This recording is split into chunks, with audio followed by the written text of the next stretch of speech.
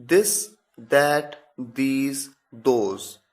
हम ये जानेंगे कि कहां पर दिस का प्रयोग, कहां पर दैट का प्रयोग, कहां पर दीज का प्रयोग और कहां पर दोज का प्रयोग किया जाता है। देखिए, सिंगुलर और प्लूरल, एक वचन और बहुवचन के बारे में आपने पिछले वीडियो लेक्चर में समझ लिया है। अगर सब्जेक्ट या ऑब्जेक्ट पास है और सिंगुलर है तो दिस, अगर दूर है और सिंगुलर है तो दैट, अगर पास है और प्लूरल है तो दीज, अगर दूर है और प्लूरल है तो दोज का प्रयोग करना होगा। आपकी स्क्रीन पे सिंगुलर के नीचे लिखा है पास है तो दिस, दूर है तो दैट। प्लूरल के नीचे लिखा है पास है तो दीज, दूर है तो दोज। इसे रट लीजिए, इसे याद कर लीजिए, आपको बिल्कुल दिक्कत नहीं होगी समझने में। आइए कुछ एग्जाम्पल्स देखते हैं। मैंने कहा यह किताब पास है या दूर है? सोचिए, अगर दूर होती तो मैं यह किताब थोड़ी कहता, मैं कहता वह किताब। मैंने कहा यह किताब पास है और कितनी है, एक है या एक से ज्यादा है? अगर ज्यादा होती तो मैं कहता किताबें, मैंने कहा किताब। यानी ये एक है यानी सिंगुलर है और पास है तो मैं कहूंगा दिस बुक। अब मैं कहता हूं वह किताब या वो किताब, दूर है और एक है तो मैं कहूंगा दैट बुक। नेक्स्ट, यह किताबें या ये किताबें। अब देखिए, यहां पर किताबें एक से ज्यादा हैं यानी प्लूरल है और पास है। पास इसलिए क्योंकि मैं कह रहा हूं यह किताबें या मैं कह रहा हूं ये किताबें। अगर दूर होती तो मैं कहता वह किताबें या वो किताबें या वे किताबें।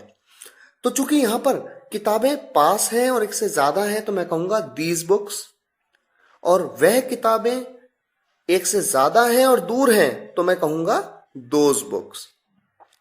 अगला एग्जाम्पल आपके सामने है ये या यह बच्चे। ये बच्चे एक से ज्यादा हैं और पास हैं तो मैं कहूंगा दीज किड्स। वो लोग या वे लोग एक से ज्यादा हैं और दूर हैं तो मैं कहूंगा दोज पीपल। अगर सोचिए, ये लोग अगर पास होते तो मैं ये थोड़ी कहता वो लोग, मैं कहता ये लोग। अगर मैं कहता ये लोग तब बोलता दीज पीपल। अभी मैं कह रहा हूं वो लोग तो मैं कहता हूं दोज पीपल। अब सोचिए, आपके सामने कहीं पे सब्जेक्ट लिखा है ये मछलियां, किसी सेंटेंस में लिखा है ये मछलियां अच्छी हैं। अब सोचिए, ये मछलियां एक से ज्यादा हैं, पास हैं, तो जो पास हो और एक से ज्यादा हो आप क्या यूज करते हैं यहां पर? दीज। तो आप कहेंगे ये मछलियां के लिए दीज फिशेस।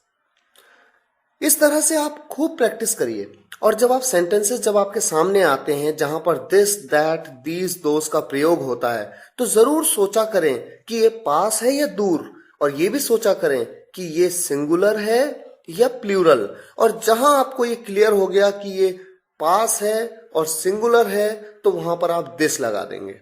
अगर पास है और प्लूरल है तो दीज लगा देंगे। अगर दूर है और सिंगुलर है तो दैट, और अगर दूर है और प्लूरल है तो दोज लगा देंगे। इस बात को अच्छी तरह से रट लीजिए। हमें उम्मीद है कि आपने इस लेक्चर में कुछ बेसिक जानकारी समझी है दिस, दैट, दीज, दोज के बारे में।